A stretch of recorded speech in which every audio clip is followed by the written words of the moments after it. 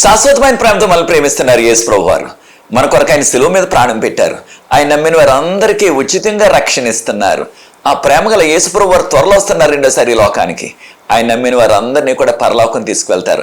ఆ ప్రేమ గల యేసు ప్రభు నామంపేట మిమ్మల్ని అందరినీ కూడా మన కడవరి కాలం కార్యక్రమానికి ఆహ్వానిస్తున్నాను. ప్రియ సోదరి సోదరులారా, మనము పరలోకమును గురించి ధ్యానం చేస్తున్నాం బైబిల్ గ్రంథాన్ని నుంచి. ఇది నాన్న పరలోకం గురించి 8వ ఎపిసోడు. ప్రార్థన చేసుకుని వాక్య ధ్యానంలో కొనసాగుదాం. ప్రార్థన. పరిశుద్ధ ప్రేమ గల మా తండ్రి, మీకు స్తుతులు స్తోత్రాలు వందనాలు చెల్లిస్తున్నాం. మమ్మల్ని, మా కుటుంబాలని, మా సంఘాలని, మా ప్రాంతాలని ఈ నెల ఆఖరు వరకు నడిపించారు. వందనాలు చెల్లిస్తున్నాం ప్రభా. మీ ప్రత్యేకమైన కృపతో ప్రభా మమ్మల్ని ఆదుకుంటున్నారు. వందనాలు చెల్లిస్తున్నాం. ఈ పరలోకపు మర్మాలు తెలుసుకోవటానికి పరలోకపు జ్ఞానాన్ని మాకు ప్రసాదించండి. మీ ఆత్మతో మమ్మల్ని నింపండి. ఈ లోతైన మర్మాలు తెలుసుకుని కృప మాకు అనుగ్రహించవలసిందని ఈ కార్యక్రమాన్ని వీక్షిస్తున్న ప్రతి వ్యక్తిని, వారి కుటుంబాలని ఆశీర్వదించండి. ఈ యొక్క పరిచర్య ముందుకు కొనసాగడానికి ఎవరైతే సహకరిస్తున్నారో వారందరినీ కూడా ప్రత్యేకంగా దీవించమని యేసు ప్రభువు వారి పరిశుద్ధమైన నామమును బట్టి ప్రార్థిస్తున్నాను తండ్రి, ఆమేన్. ప్రియ సోదరి సోదరులారా, పరలోకమును గురించి 8వ ఎపిసోడు. ఈ దినాన్ని మనం పరలోకములో నీతిమంతులకు ప్రభు ఇచ్చు 7 బహుమతులు ఈ అంశం గురించి నేర్చుకోబోతున్నాం. పరలోకంలో నీతిమంతులకు ప్రభు ఇచ్చు 7 బహుమతులు. మన అందరికీ తెలిసిన రీతిగా పరలోకంలో ఉండేది నీతిమంతులు మాత్రమే. అనీతిమంతులు పరలోకపు అంచుల వరకు కూడా వెళ్ళలేము. అనీతిమంతులు అయినట్లయితే పరలోకపు పొలిమేరలకు కూడా వెళ్ళలేరు. కనుక అందరూ కూడా నీతిమంతులే ఉంటారు పరలోకంలో.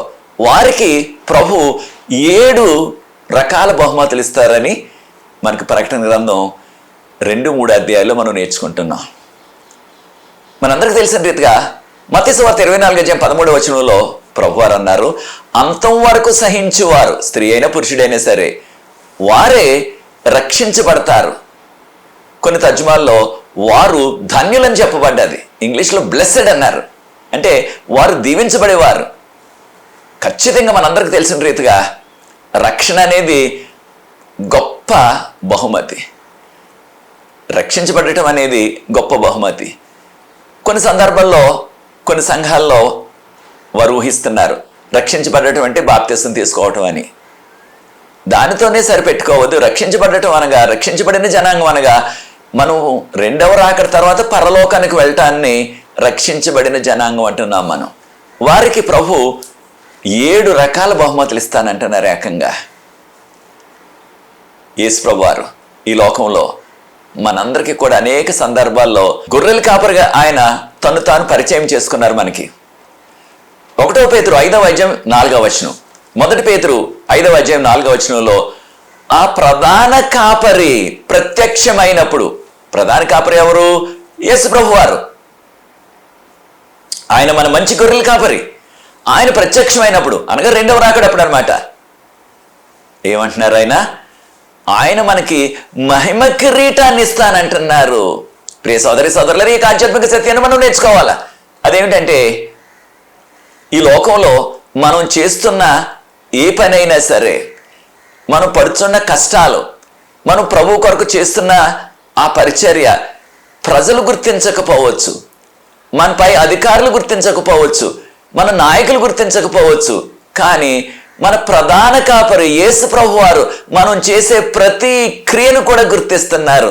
మంచి క్రియ అయినా చెడ్డ క్రియ అయినా గుర్తిస్తున్నారు. ఆయన పరిచర్య కొరకు, ఆయన మహిమ కొరకు మనం ఏ చిన్న కార్యం చేసినప్పటికీ, ఏ చిన్న త్యాగం చేసినప్పటికీ, మన సమయాన్ని, మన తలాంతుల్ని, మన యొక్క ధనాన్ని, దేనిని మనం ఆయన మహిమ కొరకు ఉపయోగించినప్పటికీ వాటికి కూడా ఆయన స్పందిస్తారు.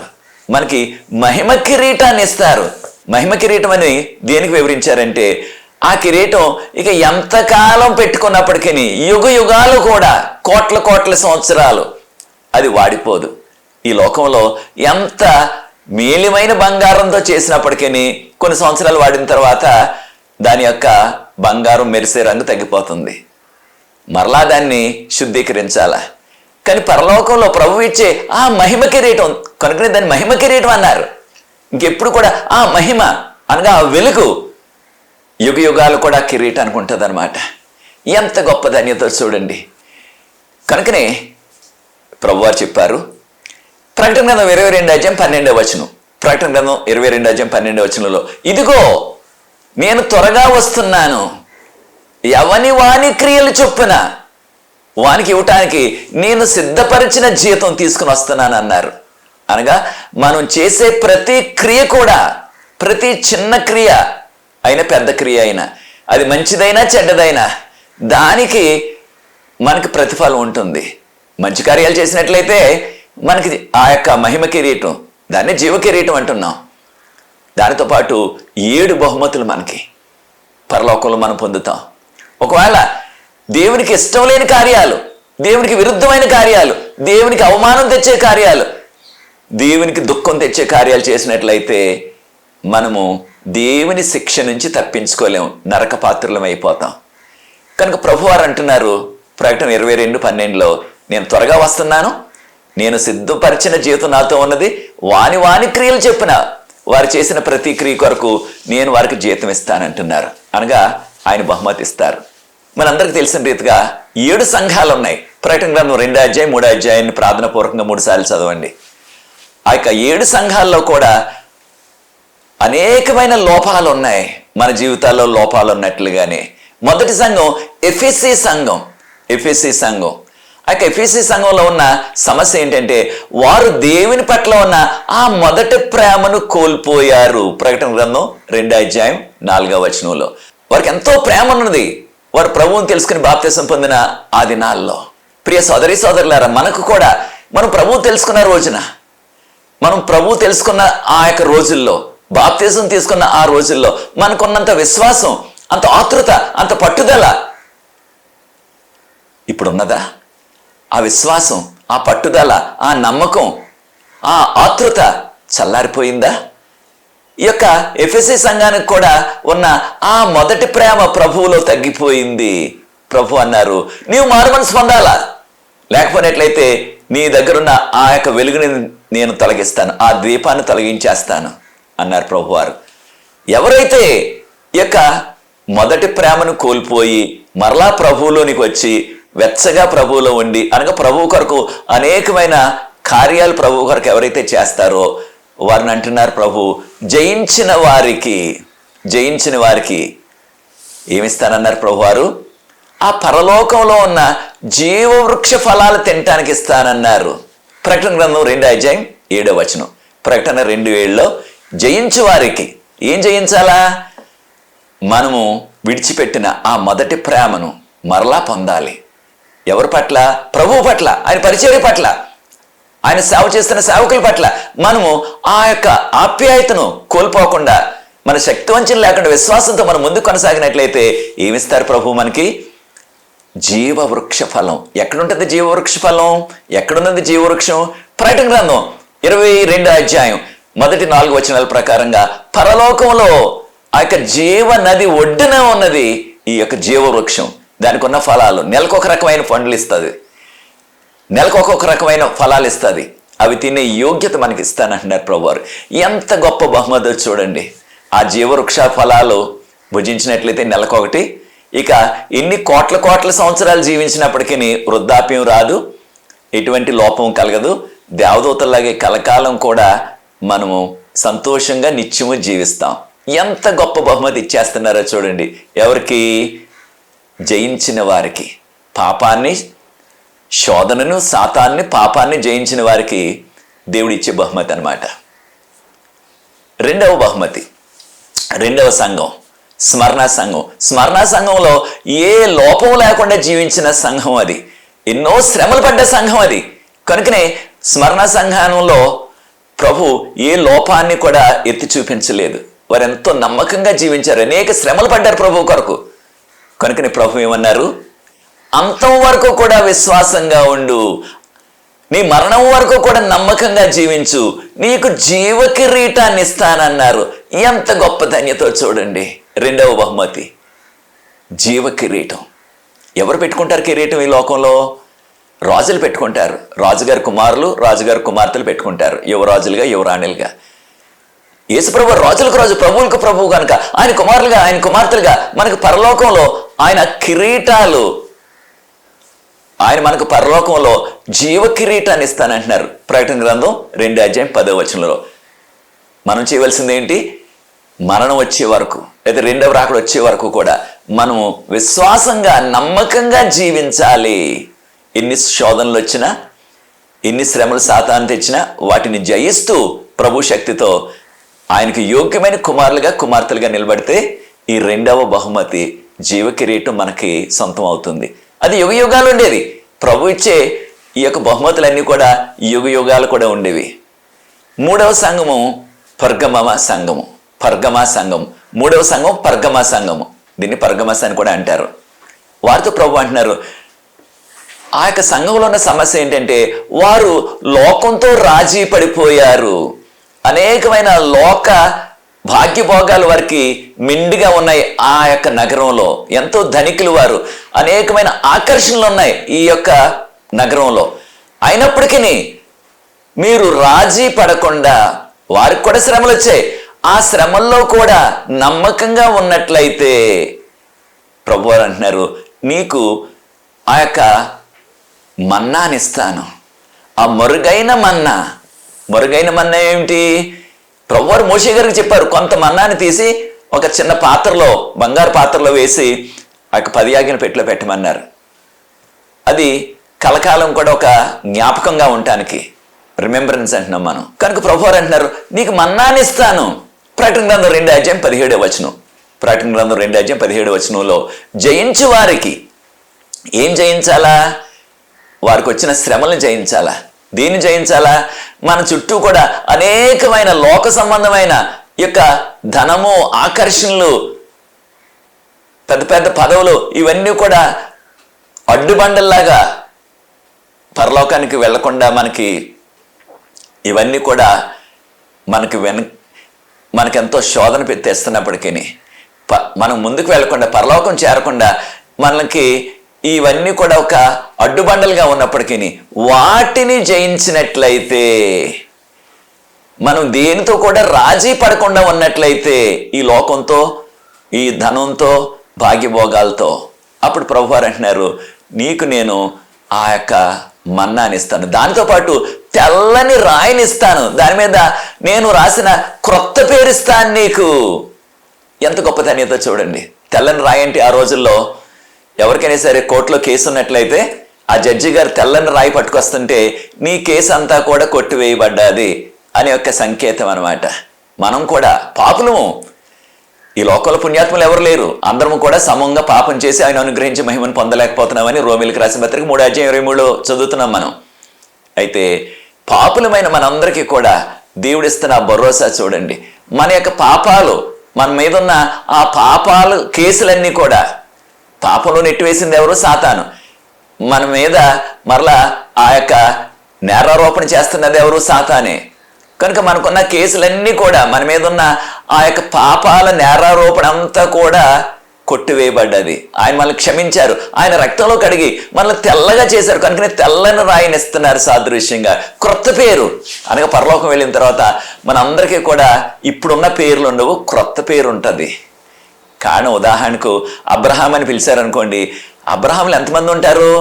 ఆనాటి కాలం నుంచి, అబ్రహాం కాలం నుంచి ఈనాటి వరకు ఈ యొక్క దాదాపుగా 4000 సంవత్సరాల సమయం. ఈ 4000 సంవత్సరం కాలంలో అనేక వేల మంది అబ్రహాం పేరు పెట్టుకున్నారు. మరి అనేక మంది రక్షించబడతారు, పరలోకం వెళ్తారు. అబ్రహాం అని ప్రభు పిలిచినట్లయితే ఎవరు పలకాలా? కనుక ఆయన క్రొత్త పేరు ఇస్తారు. మనకి పరలోకంలో అందరికీ కూడా ఒక క్రొత్త పేరు ఉంటుంది. కనుక ప్రియ సోదరులారా, ప్రభు ఎంత గొప్ప ధన్యత మనకి ఇస్తున్నారో చూడండి. మన్నాని ఇస్తానంటున్నారు. మన్నా దేవదూతల ఆహారం, అది మనకి ఇస్తానంటున్నారు. దానితో పాటు క్రొత్త పేరు మనకి ఇస్తానంటున్నారు.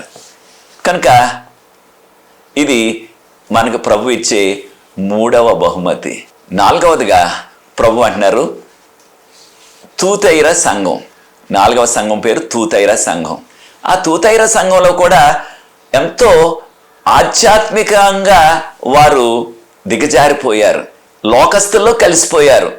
అక్కడ సాదృశ్యంగా వారికి యెజబెల్ అని ఒక ప్రవక్తని, నేనే ప్రవక్తనని చెప్తూ వాక్యంలో లేని అనేకమైన విషయాలు వారికి బోధించింది ఆ యొక్క స్త్రీ. ఈ ఆధ్యాత్మిక సత్యాన్ని కూడా నేర్చుకోవాలి. అనేక మంది ఈ రోజుల్లో వాక్యంలో లేని వారి సొంత ఉద్దేశాలు మన మీద రుద్దేస్తున్నారు. వాక్యంలో చూపించరు, దాన్ని వాక్యంలో మనకు కనిపించదు, కానీ ఇదే నిజం, నేను చెప్పిందే వాస్తవం. ఇక తక్కిన వారందరూ కూడా చెప్పింది నిజం కాదు అన్నట్టుగా మనల్ని వారి మాటల గారడితో మభ్య పెట్టేస్తున్నారు. ప్రియ సోదరి సోదరుడా, నీవు కూడా అటువంటి బోధలకు మోసపోతున్నావా? ఈ యొక్క తూతైరా సంఘంలో కూడా వారు అనేకమైన వాక్యంలో లేని బోధల చేత వారు త్రిప్పుబడి ఆధ్యాత్మికంగా ఎంతో పతనానికి వెళ్ళిపోయారు. వారు ఆధ్యాత్మికంగా రాజీ పడిపోయారు. వాక్యంలో లేని వాటిని ఉన్న వాటిని వారు కలిపి ఏది నిజమో ఏది సత్యమో తెలియకుండా జీవించారు. అటువంటి వారికి ప్రభు అంటున్నారు, మీరు జయించినట్లయితే. దీన్ని జయించాలా? సాతాను మన విశ్వాసాన్ని బలహీనపరచడానికి, మన పరలోకం వెళ్లకుండా చేయటానికి వాక్యంలో లేని అనేకమైన విషయాలు, బోధలు సాతాను మన మధ్య ప్రవేశపెడుతున్నాడు. కనుక ఈ కడవరకాల చివరి దినంలో మనం చాలా జాగ్రత్తగా ఉండాలి. కారణం, నీ వాక్యము నా పాదములకు దీపము, నా త్రోవకు వెలుగు అని చెప్పబడ్డది. కీర్తన 119, 105 వచనం. కీర్తన 119 వచనం 105. కనుక ప్రియ సోదరి సోదరులారా, ఆయన యొక్క వాక్యపు వెలుగులో మనం జీవించాలా, ఆయన 10 ఆజ్ఞల వెలుగులో జీవించాలా. అలాగ మనం జీవించినట్లయితే ప్రభువారు అంటున్నారు, నీకు నేను ప్రజల మీద అధికారిగా చేస్తాను, ప్రజల మీద నిన్ను ఏలికగా చేస్తాను. ప్రకటన గ్రంథం 1వ అధ్యాయం 6వ వచనంలో ప్రభువారు ఆయన రక్తంలో మనల్ని కడిగి శుద్ధీకరించి మనల్ని రాజులుగాను యాజకులుగాను చేశాను అంటున్నారు. ప్రియ సోదరి సోదరులారా, ప్రభువారు మనల్ని రాజులుగా యాజకులుగా, ఆయన రాజులకు రాజు, ప్రభులకు ప్రభు, ఆయన కుమారులుగా కుమార్తెలుగా, మనల్ని యువరాజులుగా యువరాణులుగా ఆయన చేస్తున్నారు. యాజకులు అనగా మత సంబంధమైన ఏ కార్యం చేయాలన్నా సరే యాజకులు ఉండాలి. పాత నిబంధన గ్రంథంలో ఇద్దరు చాలా ప్రాముఖ్యమైన వ్యక్తులు పూర్వకాలంలో, రాజులు, యాజకులు. కనుక అంత ప్రాముఖ్యమైన వారిగా మనల్ని చేస్తానంటున్నారు. ఎక్కడ? పరలోకంలో మిమ్మల్ని అధికారులుగా చేస్తానంటున్నారు. ఎంత గొప్ప ధన్యత చూడండి. ఈ లోకంలో మనం సామాన్యులం అయినప్పటికీ, మనకి ఏ విధమైన అధికారం లేకపోయినప్పటికీ, మనల్ని ఎవరు కూడా గుర్తించకపోయినప్పటికీ, పట్టించుకోకపోయినప్పటికీ ప్రభువారు అంటున్నారు, నిన్ను నేను అధికారిగా చేస్తాను, నీకు అధికారం ఇస్తాను. పరలోకంలోనే కాదు, ఈ యొక్క విశ్వంలో ఉన్న అన్ని లోకాల మీద కూడా ఆయనతో కలిసి పరిపాలించే యోగ్యత మనకి. ప్రకటన గ్రంథం 22వ అధ్యాయం 5వ వచనం ఆఖరి భాగం గమనించినట్లయితే, ఆయనతో మనం యుగ యుగాలు రాజ్యం చేస్తాం. ఆయన రాజులకు రాజుగా, ప్రభువులకు ప్రభువుగా ఈ విశ్వం అంతటినీ కూడా, విశ్వంలో అనేకమైన లోకాలు ఉన్నాయి, ఆ లోకాలన్నిటిని కూడా పరిపాలన చేస్తారు. ఆ లోకాలన్నిటి మీద కూడా మనము కూడా యువరాజులుగా యువరాణులుగా మనము రాజ్యపాలన చేయబోతున్నాం. కనుక ఈ యొక్క 4వ బహుమతి, మనల్ని ఆయన అధికారులుగా పరలోకంలో వాడుకోబోతున్నారు, మనల్ని సింహాసనం మీద కూర్చోబెట్టబోతున్నారు. 5వదిగా 5వ సంఘం సార్దీసు సంఘం. ఈ సార్దీసు సంఘం ఆధ్యాత్మికంగా నిద్రపోయారు. వారు ప్రభు అన్నారు, నీవు మేల్కోవాలా, ఆధ్యాత్మికంగా మేల్కోవాలా అన్నారు ప్రభువారు. ప్రియ సోదరి సోదరులారా, ఈ ఆధ్యాత్మిక పాఠాన్ని మనం కూడా నేర్చుకోవాలి. మన జీవితాల్లో కూడా ఆధ్యాత్మికంగా మనం చల్లారిపోయామా? ఆధ్యాత్మికంగా మనం నిద్రలో ఉన్నామా? ఇదే అనుకూలమైన సమయం, ఇదే రక్షణ దినం. ప్రభు త్వరలో వస్తున్నారు. మనం ఊహించిన దానికంటే కూడా ప్రభు త్వరలో వస్తున్నారు. కనుక ఆ త్వరలో వచ్చే ఆ 2వ రాకడలో మనం ఎత్తబడాలంటే ఆధ్యాత్మికంగా మెలకుగా ఉండాలి. మనందరికీ తెలుసు 10 మంది కన్యకులు, వారిలో అందరూ నిద్రపోయారు, కానీ 5గురు సిద్ధపాటుతో నిద్రపోయారు. కనుక ఆ పెండ్లి కుమారుడి శబ్దం ఎప్పుడైతే వినబడ్డాదో వెంటనే లేచి వారి దీపాలు వెలిగించుకుని ఆ పెండ్లి కుమారుని ఎదుర్కొన్నారు. మనం కూడా ప్రియ సోదరి సోదరులారా, ఈ కడవరకాల చివరి దినాల్లో జీవిస్తున్నాం. మనము మన కుటుంబాలు ఆయనకు యోగ్యమైన వారుగా జీవించాలి, ఆధ్యాత్మికంగా మెలకువగా ఉండాలి. అలా చేసి ప్రభు యొక్క కృపలో మనం నడిచినట్లయితే, వాక్యపు వెలుగులో 10 ఆజ్ఞల వెలుగులో మనం జీవించినట్లయితే ప్రభువారు ఏమిస్తానంటున్నారు? బహుమతి, 5వ బహుమతి, తెల్లని వస్త్రాన్ని నీకు ఇస్తాను. తెల్లని వస్త్రం నువ్వు ధరించుకొని నాతో నడుస్తావు, నాతో ఉంటావు అంటున్నారు ప్రభువారు. అనగా తెల్లని వస్త్రం దేనికి సాదృశ్యం? యేసు ప్రభు యొక్క నీతి. ఎప్పుడు మనకి బైబిల్ గ్రంథంలో అనేక సందర్భాల్లో దేవుడు దేవదూతలు ప్రత్యక్షమైనప్పుడు ఈ లోకంలో ఎప్పుడు కూడా తెల్లని వస్త్రాలతోనే ప్రత్యక్షమయ్యారు. అదే రీతిగా ప్రకటన గ్రంథంలో సమయం ఉన్నప్పుడు చదవండి 7వ అధ్యాయాన్ని. దానిలో కూడా తెల్లని వస్త్రాలు వేసుకుని సింహాసనం ముందు నిలబడ్డారు రక్షించబడిన జనాంగం. తెల్లని వస్త్రాలు ఆయన యొక్క నీతికి సాదృశ్యం. ప్రభువారు అంటున్నారు, నీకు తెల్లని వస్త్రాన్ని నేను ఇస్తాను, నాతో పాటు నీవు ఆ తెల్లని వస్త్రాలు వేసుకుని నడుస్తావు. ఆ యొక్క వస్త్రాలకి ఎటువంటి కూడా మలినం ఇక అంటుకోదు. నీ వస్త్రాలకు అనగా నీ యొక్క నీతి జీవితానికి ఎటువంటి పాప పంకిలం లేకుండా, పాపపు మలినం లేకుండా జీవించాల. ప్రభు అన్నారు కదా, నీ యొక్క పాపాలు రక్తంలాగా ఎర్రగా ఉన్నప్పటికీ, కెంపులాగా ఎర్రగా ఉన్నప్పటికీ మంచులాగా తెల్లగా చేసేస్తాను. ఇంగ్లీష్లో స్నో అంటున్నాం కదా, తెల్లగా చేసేస్తాను అన్నారు యెషయా గ్రంథం 1వ అధ్యాయం 18వ వచనంలో. నిజమే, మన పాపాలు ఎంతో భయంకరంగా ఉన్నప్పటికీ, పోలికలు అవి ఎర్రగా రక్తంలాగా ఉన్నప్పటికీ తెల్లగా మంచులాగా స్నోలాగా చేసేస్తానంటున్నారు అనమాట. ఆయన యొక్క కృపతో ఆయన రక్తంలో కడిగి శుద్ధీకరిస్తానంటున్నారు. ఈ విషయాన్ని ప్రకటన గ్రంథం 3వ అధ్యాయం 4వ వచనం. ప్రకటన గ్రంథం 3వ అధ్యాయం 4వ వచనంలో నీకు తెల్లని వస్త్రాన్ని ఇస్తాను, అది ఏ విధమైన అపవిత్రత లేకుండా ఉండాలి అని ప్రభువు చెప్తున్నారు. 6వదిగా 6వ సంఘం ఫిలడెల్ఫియా సంఘం. ఇక ఫిలడెల్ఫియా సంఘంలో కూడా ఏ విధమైన లోపాన్ని ప్రభువు కనుగొనలేదు కనుక వారికి ఏ విధమైన కండెమినేషన్ అంటున్నాం అంటే వారికి ఏ రీతిగా కూడా మీలో ఈ లోపం ఉందని ప్రభువు ఎత్తి చూపించలేదు. వారు దేవుని యొక్క చిత్త ప్రకారంగా, దేవుని యొక్క వాక్యపు వెలుగులో, దేవుని యొక్క ఆజ్ఞల వెలుగులో జీవించిన వారు. ప్రియ సోదరి సోదరులారా, మన జీవితాల్లో కూడా ఈ కడవరకాల చివరి దినాల్లో అటువంటి ఏ లోపం లేకుండా ఆధ్యాత్మికంగా ప్రభు సన్నిధిలో, ప్రభు దృష్టిలో మనం అంగీకారమైన జీవితాన్ని, ప్రభుకు మహిమకరమైన జీవితాన్ని మనం జీవించాలా.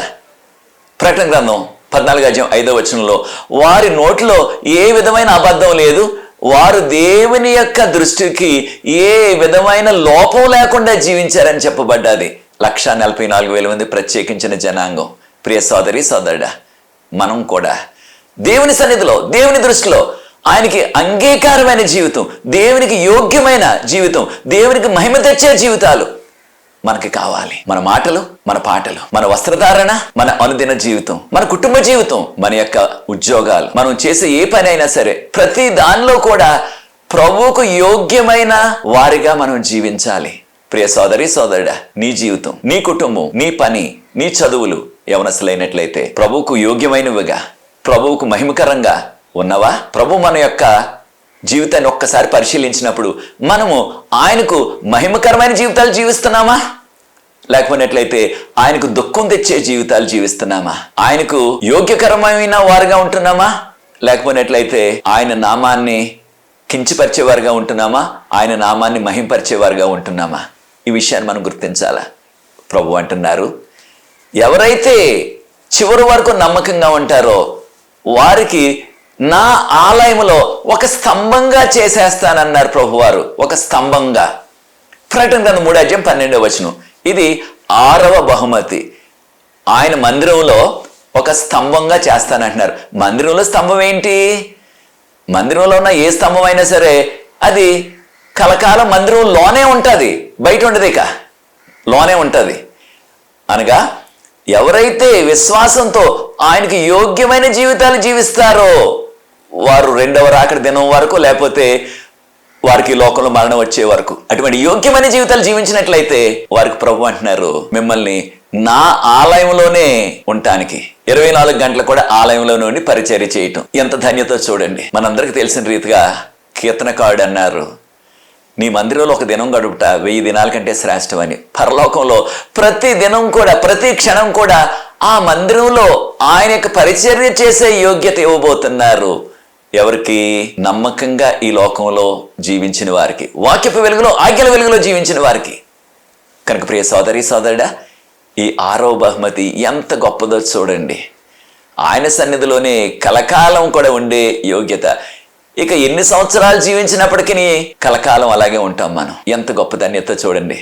వృద్ధాప్యం లేదు, ఎటువంటి సమస్యలు లేవు, ఎటువంటి సవాళ్ళు లేవు. ఆయన యొక్క పరిచర్యలోనే, ఆయన సేవలోనే మనము యుగ యుగాలు కూడా తరిస్తామన్నమాట. కనుక ప్రభు అంటున్నారు, జయించిన వారికి నా దేవుని యొక్క మందిరంలో, ఎవరైతే జయిస్తున్నారో వారికి దేవుని యొక్క మందిరంలో కలకాలం ఉండే యోగ్యత కలుగుతుంది. దాంతోపాటు ఈ యొక్క ఫిలదెల్ఫియా సంఘంలో కూడా ఆ విశ్వాసులకు ఇచ్చిన భరోసా ఏంటంటే, మీకు క్రొత్త పేరు ఇస్తాను నేను. ప్రభువారు అన్నారు, ఇదిగో నేను త్వరగా వస్తున్నాను, మీ కొరకు నేను తయారు చేసిన ఆ కిరీటాన్ని ఎవరు కూడా తీసుకోకుండా మీరు భద్రంగా దాన్ని ఉంచుకోండి. ప్రభువారు అన్నారు, నేను త్వరగా వస్తున్నాను, మీ కొరకు నేను తయారు చేసిన కిరీటం ఇంకొకరికి పోకుండా మీరు విశ్వాసంగా జీవించండి. అనగా మనము విశ్వాసాన్ని కోల్పోయినట్లయితే, దేవునిలో నుంచి మనం దూరం అయిపోయినట్లయితే, దేవుని యొక్క మార్గంలోంచి ప్రక్కకు వెళ్ళిపోయినట్లయితే, మన కొరకు ప్రభు సిద్ధపాటు చేస్తున్న ఆ బహుమతి, ఆ జీవ కిరీటం, దాన్ని మహిమ కిరీటం అంటున్నాం, అది వేరొకరికి ఇచ్చేస్తారు. కారణం, మనము పరలోకానికి వెళ్ళటానికి యోగ్యత కోల్పోయినట్లయితే వేరొకరికి ఇచ్చేస్తారు. కనుక అలా కాకుండా ఉండేలాగా మీరు జాగ్రత్తగా ఉండండి అన్నారు ప్రభువారు. ఎంత గొప్ప ధన్యత చూడండి. ఆయన సన్నిధిలో ఉండే ధన్యత, ఆయన ఆలయంలోనే ఒక స్తంభంలాగా యుగయుగాలు ఉండే ధన్యత ఈ యొక్క 6వ బహుమతిలో మనకి కలుగుతుంది. 7వ బహుమతి చివరిగా 7వ సంఘం లవోదీక సంఘం. ఆ లవోదీకలో సంఘంలో ఉన్న సమస్య ఏంటంటే, ఆ సంఘవాసులు నులివెచ్చనిగా ఉన్నారు. వెచ్చగా లేరు, ప్రభువులో చల్లగా లేరు, నులివెచ్చగా ఉన్నారు. ఏమన్నారు ప్రభువారు? నులివెచ్చగా ఉన్నట్లయితే మిమ్మల్ని నేను ఉమ్మి వేసేస్తాను, బయటకు ఉమ్మి వేసేస్తానన్నారు. అనగా మనం ఆధ్యాత్మికంగా వెచ్చగా ఉండాలి, బలంగా ఉండాలి. కనుక ప్రభువారు అన్నారు, ఆ సంఘంలో లవోదీక పట్టణంలో ఆ రోజుల్లో నల్లని వస్త్రాలు అమ్మేవారంట. నల్లని కోటు, ఇక ఉన్ని వస్త్రాలు అనమాట. ఈ రోజుల్లో స్వెటర్స్ అంటున్నాం, లేకపోతే కోట్లు అంటున్నాం. ఆ యొక్క నల్లని కోట్లు, ఆ నల్లని స్వెటర్లు అనగా నల్లని ఉన్నితో చేసేవారు అనమాట. ఎంతో ఆ రోజుల్లో ప్రఖ్యాతి ఈ యొక్క నగరంలో చేసేవి. ఈ యొక్క లవోదీక సంఘంలో, లవోదీక చర్చిలో, లేదా లవోదీక పట్టణంలో చేసిన ఆ వస్త్రాలు. ప్రభువారు అంటున్నారు, నీకు తెల్లని వస్త్రం కావాలి. ప్రకటన గ్రంథం 3:18 తెల్లని వస్త్రం. తెల్లని వస్త్రం అంటే నీతి వస్త్రం. నా దగ్గరికి రా, నా దగ్గర కొనుక్కోవటం అంటే డబ్బులతో కొనుక్కునేది కాదు. మన జీవితాన్ని ఆయనకి ఇచ్చినట్లయితే దానికి బదులుగా ఆయన మనకి తెల్లని వస్త్రాన్ని ఇస్తారు. దాంతోపాటు పుటం వేయబడిన బంగారం నీకు కావాలన్నారు. అంటే విశ్వాసం అనమాట. విశ్వాసం మనకు కావాలి ప్రభువునందు. తర్వాత కంటికి కాటుకు కావాలి మీకు అన్నారు, అది కూడా ఇస్తానంటున్నారు. కంటికి కాటుకు అంటే మన యొక్క పాపపు అంధత్వం పోయే దేవుని కృప అనమాట. చివరిగా చూడండి, ప్రకటన గ్రంథం 3:21 నుంచి గమనించినట్లయితే, నిన్ను నా తండ్రి సింహాసనం మీద కూర్చోవటానికి నీకు అవకాశం ఇస్తానన్నారు. ఎంత గొప్ప ధన్యత చూడండి. ఈ లోకంలో మనలో అనేక మందికి కూర్చోవడానికి సరైన కుర్చీ, కూర్చోవడానికి సరైన సోఫా, కూర్చోవడానికి సరైన మంచం కూడా లేని దీనస్థితిలో ఉన్నాం. అయితే నమ్మకంగా జీవించినట్లయితే ప్రభువారు అంటున్నారు, సింహాసనం మీద కూర్చునే అవకాశం నీకు ఇస్తానంటున్నారు. తండ్రి సింహాసనం మీద కూర్చుని యుగయుగాలు కూడా ఆయన కుమారుడుగా, ఆయన కుమార్తెగా, యువరాజుగా, యువరాణిగా విశ్వవంతుని పాలించే ఆ ధన్యత కలుగుతుంది. ఎంత గొప్ప బహుమతి చూడండి. సింహాసనం మీద కూర్చుని ఆయనతో పాటు ఆయన కుమారుడుగా, ఆయన కుమార్తెగా పరిపాలన చేసే ధన్యత. ప్రియ సోదరి సోదరుడు, నీవు కూడా ఈ 7 బహుమతులు పరలోకంలో పొందాలంటే ఇదే అనుకూలమైన సమయం, ఇదే రక్షణ దినం. మన జీవితాలు మార్చుకొని వాక్యపు వెలుగులో, 10 ఆజ్ఞల వెలుగులో మనం జీవిస్తూ ఆయనకి యోగ్యులుగా, దేవునికి ఇష్టకరమైన బిడ్డలుగా, దేవునికి మహిమకరమైన జీవితాలు మన జీవితాల్లో, దేవునికి మహిమకరమైన జీవితాలు మనం జీవించి త్వరలో ఆయన వచ్చినప్పుడు ఆయన రాజ్యంలో ఎత్తబడి ఈ 7 బహుమతులు కూడా ఆయన కృప ద్వారా మనం పొందుదాం. అది నీ నిర్ణయమైనట్లయితే నాతో ఏకీభవించండి. ప్రార్థించి యొక్క 8వ ఎపిసోడ్ ముగిస్తాను.